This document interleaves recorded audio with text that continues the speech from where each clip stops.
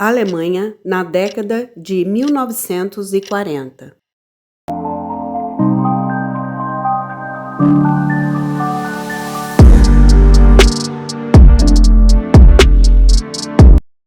O tempo em que os judeus não eram proibidos de entrar em lugares públicos, eles foram forçados a sair do país pelos nazistas depois de saquear todos os seus bens.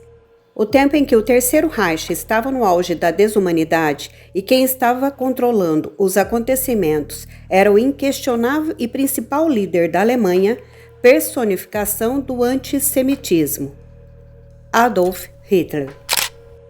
Para tornar realidade as palavras e o sonho de Führer, aquele que decidiu varrer todos os judeus desta terra, o assassino de maior confiança de Hitler, Heinrich Himmler.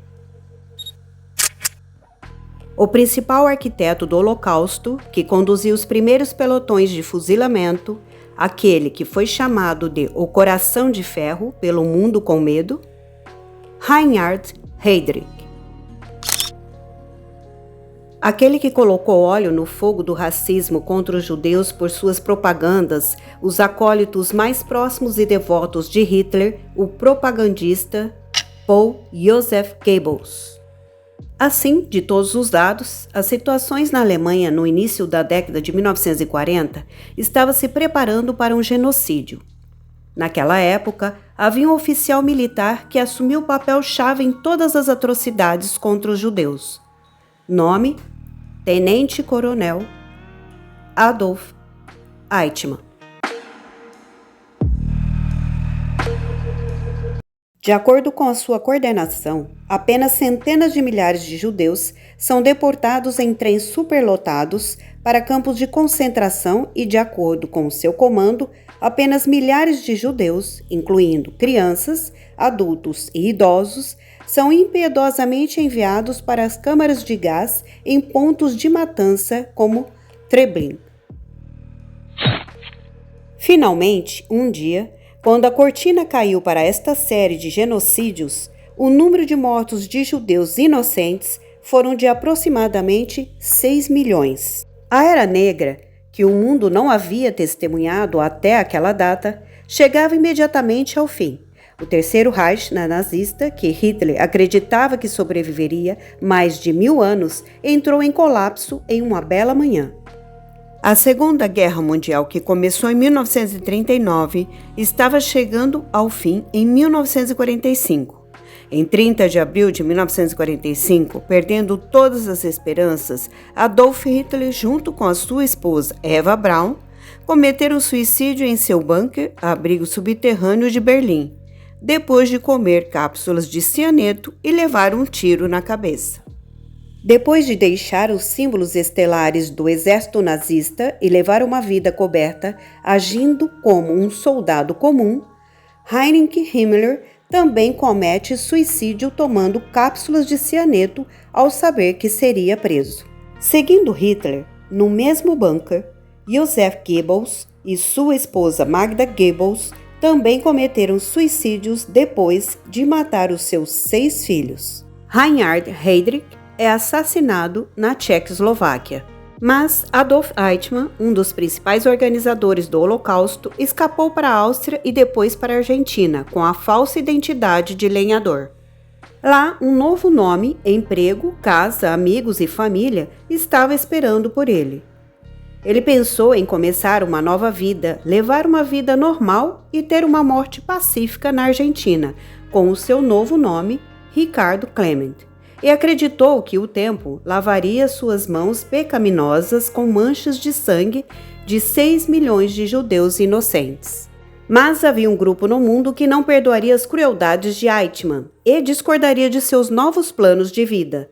Não é outro senão o Mossad, a Agência Nacional de Inteligência de Israel. Eles estavam fazendo de tudo o possível para capturar os culpados do Holocausto, trazê-los perante a lei, condená-los e fazer justiça às presas do Holocausto. Mas, por muito tempo, apenas Adolf Eichmann, que levava uma vida muito discreta do outro lado do mundo, não estava entrando em suas redes de espionagem. Finalmente, o Mossad obtém aquela valiosa dica de inteligência através de um afinador de piano cego, Lothar Hermann. A baleia que você está procurando está em uma pequena casa na cidade de Buenos Aires, capital da Argentina. Depois que essa dica de inteligência é confirmada, seguiu-se o sequestro. Incomparável missão de sempre na história das agências de inteligência do mundo. Sem dar qualquer vestígio de um sequestro do solo da Argentina, mudando a aparência, Eichmann foi levado para a capital de Israel, Tel Aviv. Lá, ele foi enviado para julgamento por sua participação em genocídios de judeus. O julgamento durou semanas na presença de sobreviventes e outros que perderam seus entes queridos em Holocausto. E, finalmente, no final dessa trilha videografada, ele foi enviado para enforcamento até a morte. A justiça é cumprida. A história da localização e sequestro do oficial do exército nazista Adolf Eichmann do solo da América Latina pela agência de inteligência de Israel, Mossad. A história de levá-lo a Tel Aviv sem dar pistas às agências argentinas. A história de como a justiça foi dada por eles às vítimas do Holocausto. É uma história diferente.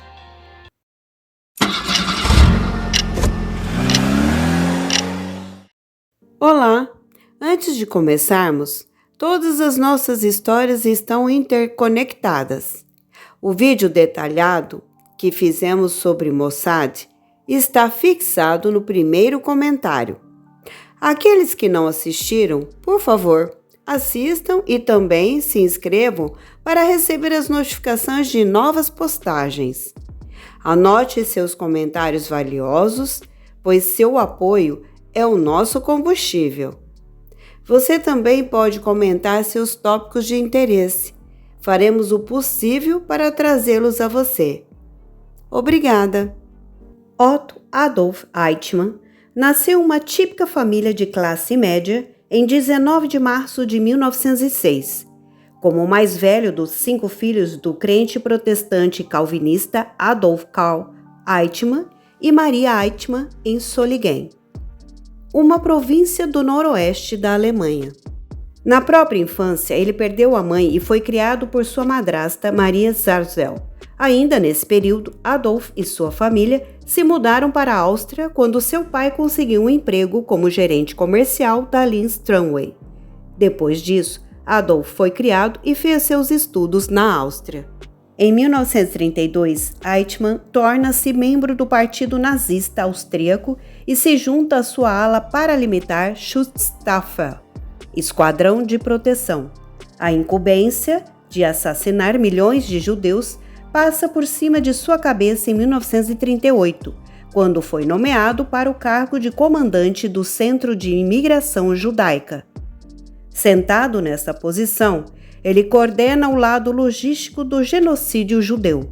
O projeto da solução final foi preparado na Conferência Secreta de Altos Funcionários Nazistas, conhecida como Conferência Wannsee, em 20 de janeiro de 1942, da qual Eichmann também participou. Podemos encontrar a narração detalhada do papel de Eichmann no Holocausto nos livros Becoming Eichmann, de David Cesarani, e Ministry of Death, de Quint Reynolds. Imediatamente após o fim da Segunda Guerra Mundial, várias pessoas responsáveis pelo Holocausto são capturadas e enviadas para um julgamento judicial que começou em 20 de novembro de 1945, que mais tarde ficou conhecido como Julgamentos de Nuremberg. O julgamento se estende por quase um ano e, ao lerem o veredicto, muitos oficiais nazistas foram condenados à morte por enforcamento. Mas Eichmann estava se preparando para escapar antes mesmo desta trilha judicial, em 1944, quando o Exército Vermelho cercou Budapeste. Eichmann, que estava por lá, de alguma forma conseguiu escapar de volta para a Alemanha.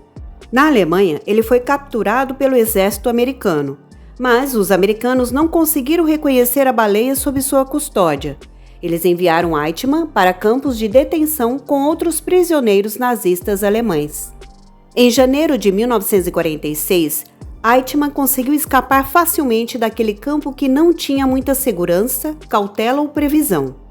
Com a ajuda de um passaporte permitido pelo Vaticano, embarcou um navio da Itália e fugiu para a Argentina, através de um sistema de rotas de fuga chamado Right Lines, que foram apoiados por alguns controversos clérigos da Igreja Católica. Em 14 de julho de 1950, Eichmann chegou a Buenos Aires e começou a construir uma nova vida com um nome falso, Ricardo Klement. Ele teve uma série de empregos mal remunerados até encontrar um emprego na fábrica da Mercedes-Benz, na periferia rural de Buenos Aires. Por volta de 1952, Eichmann trouxe sua esposa e filhos da Alemanha para a Argentina. Tentando esquecer seu passado, Eichmann inicia sua segunda etapa de vida em solo latino-americano. Em 1943, o nome Adolf Eichmann tornou-se notório entre os países do mundo como o gerente de eventos dos genocidas conduzidos pelos nazistas.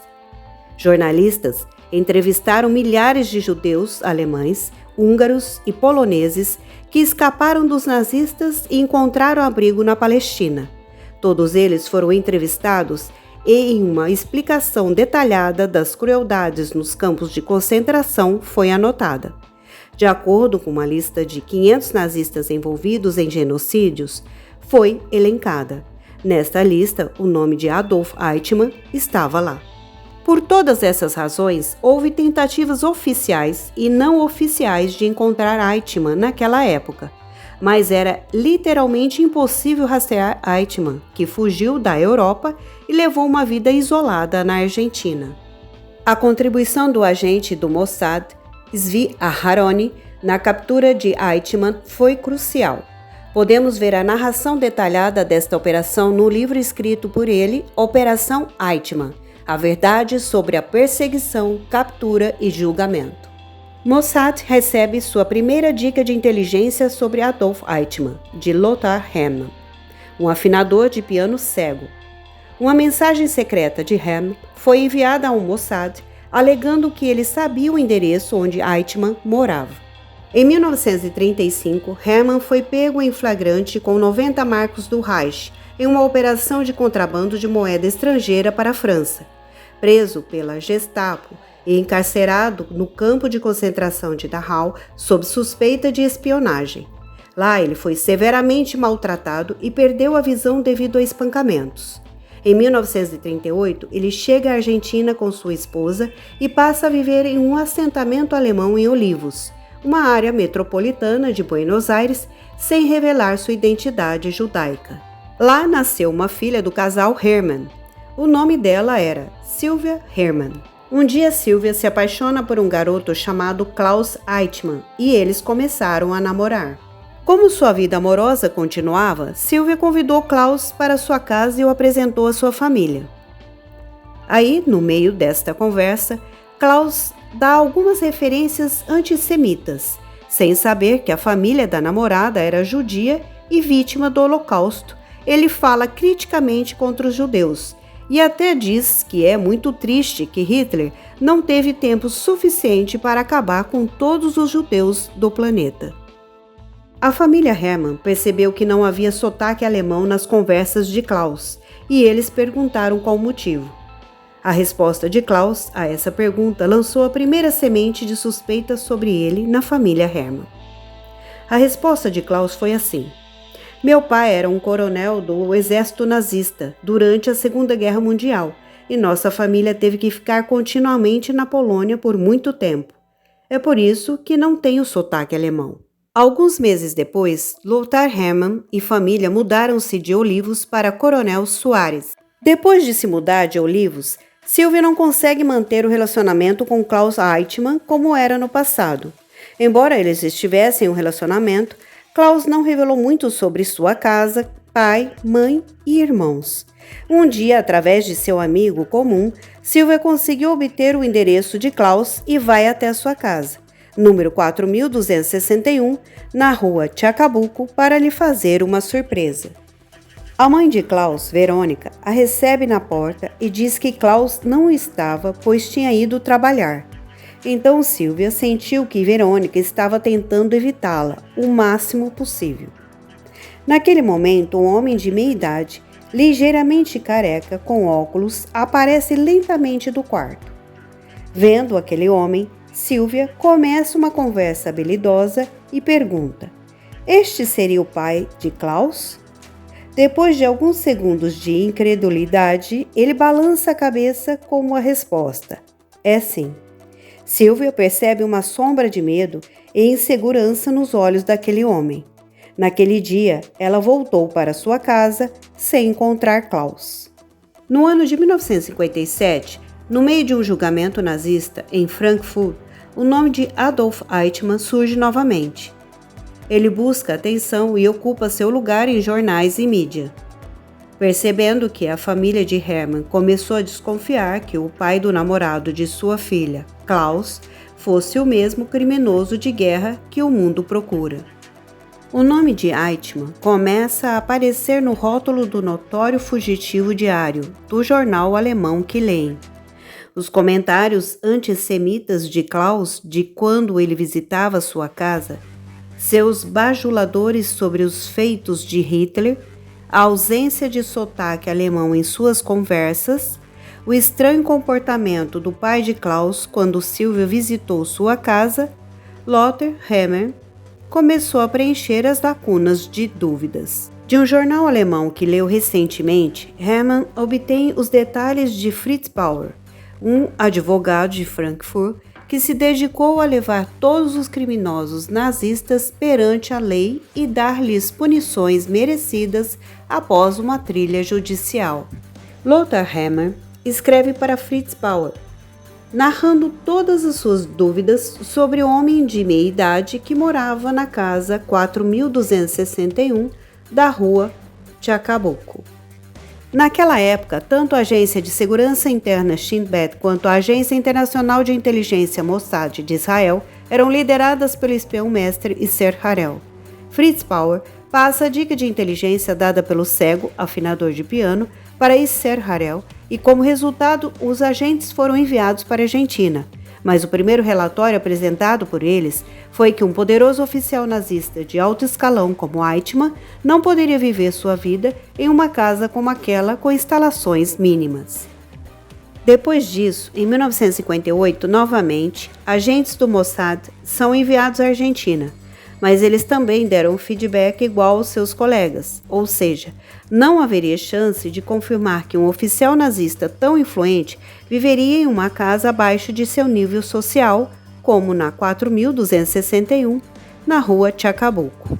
Com o passar do tempo, a responsabilidade de confirmar a identidade de Eichmann recai sobre os ombros daquele afinador de piano cego que mora a mais de 550 quilômetros de distância. Ele tenta o seu melhor dentro de suas limitações, mas nada crucial é resolvido.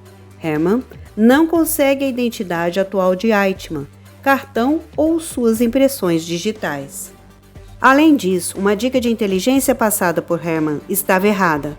Hermann informou ao chefe do Mossad, Isser Harel, que Eichmann permanecia na Argentina com um nome falso, Francisco Smith, mas era o nome da pessoa que alugou a casa na rua Chacabuco para Eichmann. Após investigações cruzadas, Mossad descobriu que essa informação repassada por Hermann foi um erro crasso e a credibilidade de Hermann perante o Mossad diminuiu. Em setembro daquele ano, o Mossad corta todos os seus contatos com Hermann e os documentos de Adolf Eichmann voltam aos arquivos. No final de 1959, Fritz Bauer, advogado de Frankfurt, em busca de um acompanhamento no caso de Eichmann, chega a Tel Aviv. Ele fica irritado ao saber que não houve nenhuma consideração séria por parte do Mossad sobre a pista quente dada por ele antes. Bauer expressa sua insatisfação sobre a questão Eichmann para Hein Cohen, seu antigo colega que é o atual procurador-geral do governo e consultor jurídico. Ele também passou alguns dados cruciais para Cohen, coletados da Argentina por uma fonte diferente de Hermann. A casa de número 4261 da rua Chacabuco tem 2 medidores de energia, um em nome de Francisco Smith e o segundo em nome de Ricardo Clement. Fritz Bauer confirma através de suas fontes de inteligência na Argentina que Ricardo Clement é o nome usado por Eichmann no passaporte falso que obteve do Vaticano para fugir da Europa. Henry Cohen liga para o chefe de inteligência, Yusser Harel, e informa as descobertas de Bauer. Uma reunião urgente é convocada. Naquela reunião, um dos melhores agentes de Mossad, Zvi Aharoni, estava lá. A decisão de iniciar a missão sob a liderança de Zvi Aharoni foi tomada. Aharoni vai até o coronel Soares e encontra Hermann, o cego afinador de piano. Então vai para a casa 4261 na rua Chacabuco. Como seus colegas que visitaram aquela casa antes, à primeira vista, Aharoni também duvidou que um oficial nazista rico como Eichmann pudesse viver naquela casa com provisões mínimas. Mas quando ele chega àquela casa, a família Eichmann já havia se mudado. Ao questionar a família que morava lá, uma pequena coisa chamou a atenção de Aharoni. A família que morava antes naquela casa, quando eles mudaram, não tinha dado o endereço de encaminhamento. Isso lhe pareceu estranho que a família se mudasse imediatamente de uma casa onde eles moravam há anos, sem dar um endereço de encaminhamento do novo local. Aharoni sentiu que foi como um ato deliberado com a intenção de que ninguém deveria ir atrás deles. Com a ajuda de alguns contatos locais, Aharoni encontra um novo endereço da família suspeita de ser a família Eichmann. Quando Aharoni coloca aquela casa nos subúrbios isolados de Buenos Aires sob vigilância, ele percebe que um homem de meia idade, com um pouco de calvície, vai diariamente para a fábrica trabalhar e volta para a casa de ônibus. Aharoni para o carro perto daquela casa e caminha até uma colina próxima de lá.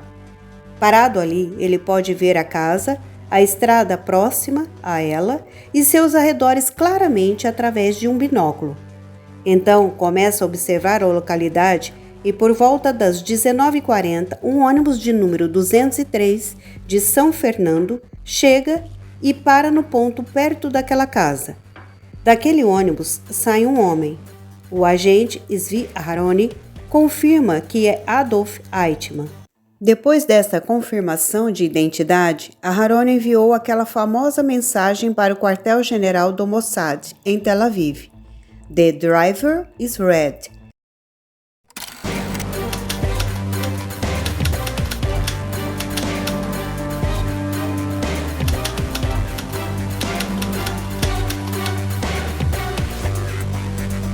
O motorista é vermelho. A palavra vermelho era um código confirmando que Adolf Eichmann estava na Argentina.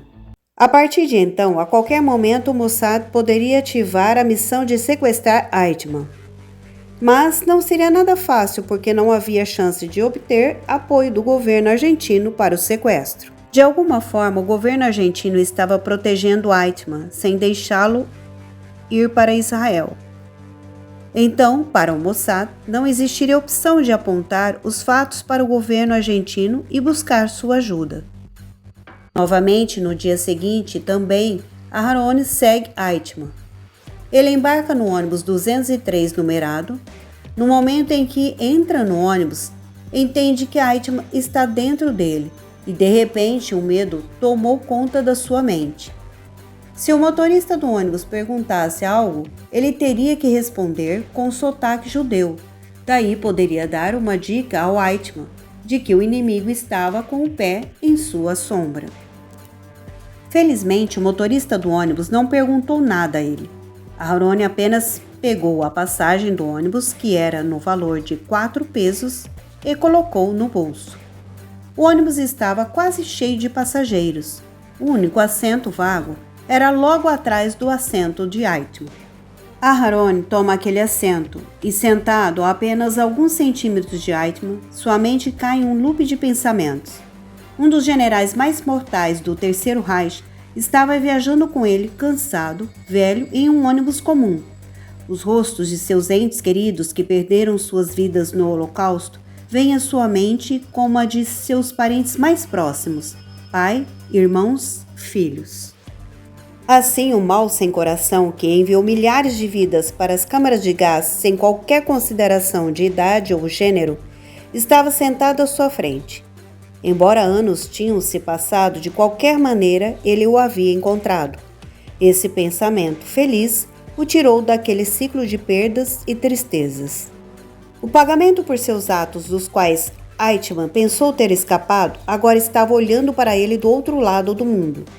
15 anos após o fim da Guerra Mundial, antes tarde do que nunca, o momento mais esperado de colocar o nó no pescoço do Eichmann estava se aproximando.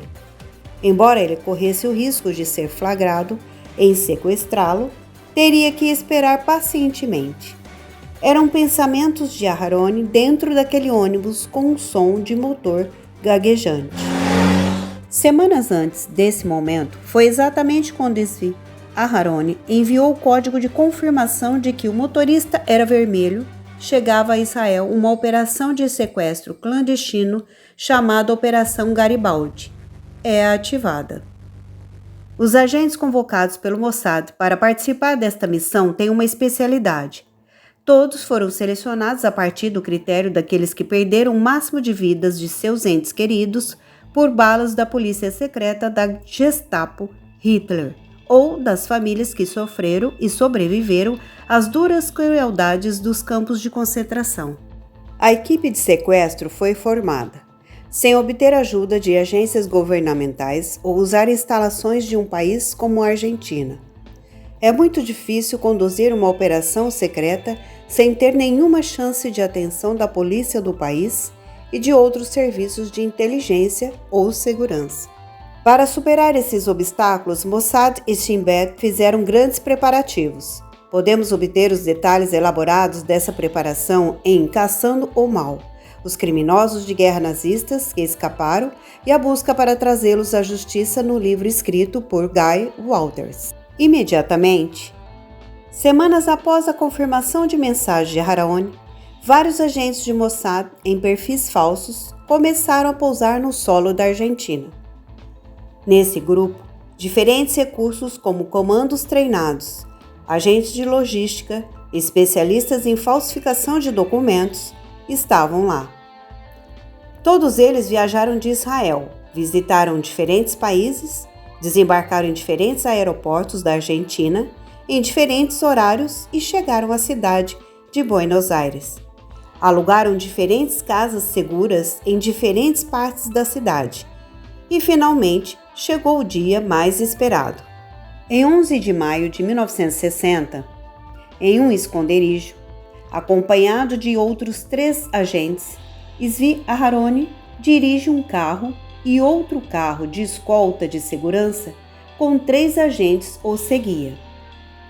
Quando o carro chegou à casa de Eichmann, eles removeram a placa do carro e colocaram uma placa falsa diplomática. O Mossad havia preparado planos de saída para os problemas inesperados que poderiam ocorrer durante o sequestro de Eichmann. Embora a localização da casa segura estivesse na direção sul da casa de Eichmann, após o sequestro, o plano era dirigir o carro para a direção norte.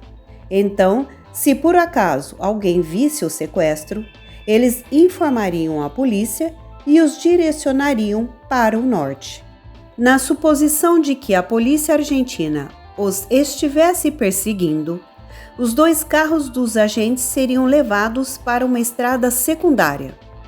Mudariam Eichmann do primeiro carro para o segundo e enviariam o primeiro carro para a estrada principal e os enganariam. Ainda assim, se a polícia o estivesse perseguindo, eles bateriam o segundo carro num veículo policial para tombá-lo de cabeça para baixo e fugiriam. Na pior das hipóteses, se a polícia os pegasse, o líder da equipe juntaria suas mãos com as mãos do Eichmann com algemas e jogaria a chave fora. Se renderia declarando que estava ali para levar o criminoso de guerra para o governo de Israel. Os outros agentes deveriam retornar da Argentina para Israel por suas contas e riscos. Naquele dia planejado para o sequestro, o carro de Aharoni chegou perto da casa de Eichmann. Ele parou o carro a 25 metros da estrada principal, próximo ao ponto de ônibus, a exatamente às 19h40. E o ônibus 203 chegou surpreendendo os agentes do Mossad, que esperavam com o coração batendo forte. Então, o ônibus passa no ponto sem parar. Eles se olharam sem entender o que estava acontecendo e desconfiaram que o plano de sequestro havia vazado para Eichmann e ele já escapara. De qualquer maneira, decidiram esperar. E se não houvesse vestígio de Eichmann até às 20 horas, decidiriam interromper a operação, abandonando o local. Mas aquele dia foi muito estressante para a missão. A equipe de sequestro estava ansiosa, pois se eles parassem o carro no mesmo local do dia seguinte, os vizinhos poderiam ficar desconfiados e a missão falhar. Finalmente, quando eles estavam prestes a voltar às 20h50, outro ônibus de São Fernando chegou e parou no ponto de ônibus e saiu depois que um homem desceu dele. Aharoni observa a cena através de um binóculo e passa um sinal para os seus companheiros de equipe, mas percebeu que algo estava diferente da última vez, pois o estilo de caminhada do homem com uma mão dentro do casaco suspeitou que poderia ser uma arma. Então, ele avisa seus companheiros sobre a suspeita. O agente do Mossad, Peter Malkin, nesse momento, sai do carro de Aharoni e caminha em direção a Adolf Eichmann e fala em espanhol. "Um minuto, senhor." As únicas 3 palavras em espanhol que Peter conhece. Ouvindo aquela fala, Eichmann volta. Como Peter desconfia da arma, ele fica pouco defensivo e segura a mão de Eichmann, que estava dentro do bolso do casaco. Todos acreditaram que esta mudança inesperada para a ação defensiva tinha sido planejada e ensaiada por muitas vezes. Por causa disso, houve uma briga e ambos, Eichmann e Peter, caem em uma linha de drenagem à beira da estrada. Eichmann grita alto. Aharoni pisa fundo no acelerador de seu carro para que o som do motor supere o de Eichmann ao gritar e evite que os vizinhos o ouçam. 3 agentes empurraram Eichmann para dentro do carro, cobriram-no com um cobertor grosso e 2 agentes sentaram-se sobre ele firmemente. "Wenn du nicht sterben willst, bleib ruhig." Se você não quer morrer, fique calmo, Aharoni diz a Eichmann em alemão. Ele também o avisa que, se ele se mover, ele será baleado, mas não há resposta de Eichmann. "Você entendeu o que eu disse?" Aharoni pergunta novamente. "Que idioma entiendes?" Aharoni pergunta em espanhol. Como não há resposta da parte de Eichmann, o medo toma conta e vem a dúvida. Eichmann morreu de ataque cardíaco? Pensa Aharoni. De acordo com as instruções, eles teriam que trazer Eichmann vivo para Tel Aviv. O mundo inteiro deveria testemunhar seu julgamento e uma punição merecida ser dada a ele. Se Eichmann morresse, seria um fracasso. Pensamentos perturbadores correram pela mente de Aharoni. Depois de alguns momentos agitados, dando fim ao silêncio, a voz de resposta de Eichmann debaixo daquele cobertor de lã: "Ich habe mit Schaum in mein Schicksal ergen." Esta fala saiu em puro alemão. "Eu já me rendi ao meu destino." Ouvindo essa resposta, Aharoni confirma, sem dúvida, que o homem sob sua custódia é Adolf Eichmann. Entendendo que a última porta para escapar também estava fechada, Eichmann revela sua identidade. Não seria nada fácil sair com Eichmann da Argentina. Nas primeiras horas após o sequestro, Eichmann foi levado para uma das casas seguras. Depois, eles voltaram para Israel através de um voo fretado. Para evitar que Eichmann fizesse uma cena no aeroporto, uma leve sedação foi dada por um anestesista israelense. Então, Eles o trouxeram para o aeroporto depois de vesti-lo com o uniforme de um funcionário da companhia aérea e entraram no voo depois de enganar a imigração argentina, convencendo-os de que Eichmann era um funcionário israelita da airline que não estava passando bem. Sem levantar suspeitas ou antes que alguém pudesse perceber o que estava acontecendo, Mossad trouxe Eichmann para Tel Aviv. Outros criminosos de guerra nazistas enfrentaram o julgamento na Alemanha, mas no caso de Eichmann, Israel insistiu que eles conduzissem diretamente o julgamento. O ato de Mossad sequestrar alguém de solo argentino sem informar nenhuma instalação ao governo provocou a Argentina, que fizeram críticas substanciais contra Israel em níveis internacionais. Mas diante da gravidade dos crimes cometidos por Eichmann, a reação da Argentina teve vida curta. Eichmann foi levado para uma delegacia de polícia em Agur, no norte de Israel. Nos 9 meses seguintes, ele foi mantido lá com alta segurança. Avner Less, inspetor-chefe da Polícia Nacional, o interrogou em detalhes. Após 11 de abril de 1961, começa a trilha Eichmann. Foi conduzido em um auditório comunitário em Beit Ham. O julgamento foi presidido por 3 juízes. O promotor-chefe foi o procurador-geral de Israel, Gideon Hasner, auxiliado pelo procurador-geral adjunto Gabriel Bach e pelo procurador-geral de Tel Aviv, Yaakov Bar-Or. A equipe de defesa consistia no advogado alemão Robert Servatius, no assistente jurídico Dieter Wittenbrock e no próprio Eichmann. Como medida de segurança, para evitar o ataque de judeus no momento do julgamento, Eichmann foi mantido atrás de uma gaiola de vidro à prova de balas. Para este julgamento, Israel foi deliberado sobre a atração da mídia de massa. Para dar as atualizações na própria primeira página, quase todos os jornais internacionais enviaram seus jornalistas para Israel. Este se tornou o primeiro julgamento televisionado da história. Milhões, prendendo a respiração e suspirando, assistiram isso na transmissão ao vivo. Centenas de sobreviventes do Holocausto foram diretamente aos tribunais e deram testemunho contra Eichmann. Após um longo julgamento, em 12 de dezembro de 1961, o tribunal considerou Adolf Eichmann culpado.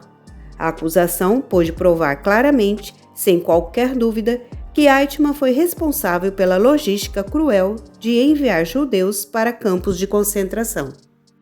Em 15 de dezembro de 1961, o tribunal condenou a sentença de morte por enforcamento e em 31 de maio de 1962, à meia-noite, ele foi enforcado na prisão de Ayalon, em Ramla, e a morte foi confirmada em 1º de junho de 1962.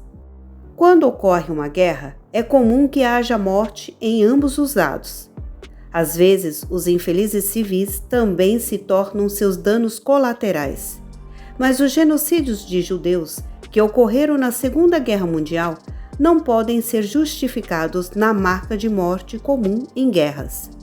60 milhões de judeus foram mortos pela única razão de terem nascido judeus. É o maior pecado que não pôde ser justificado ou perdoado em nenhum momento.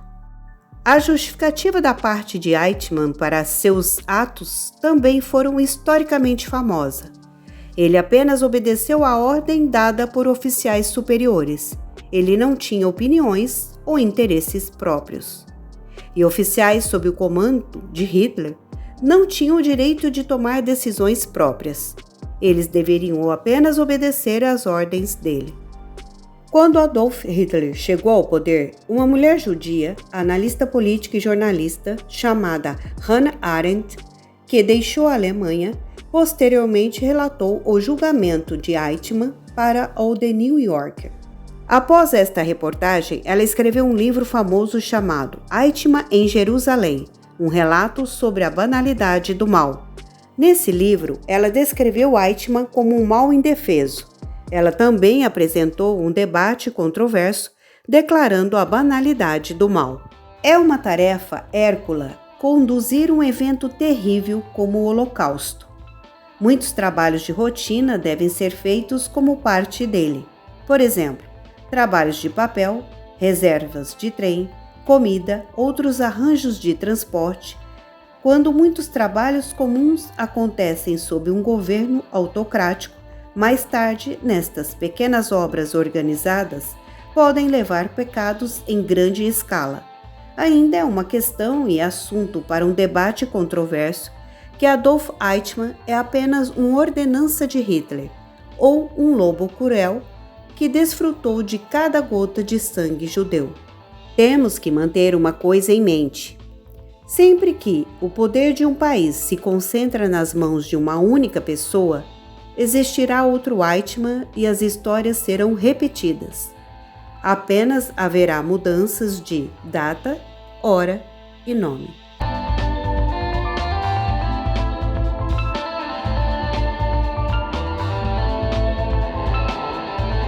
Até breve com outra história diferente. Obrigado por assistir.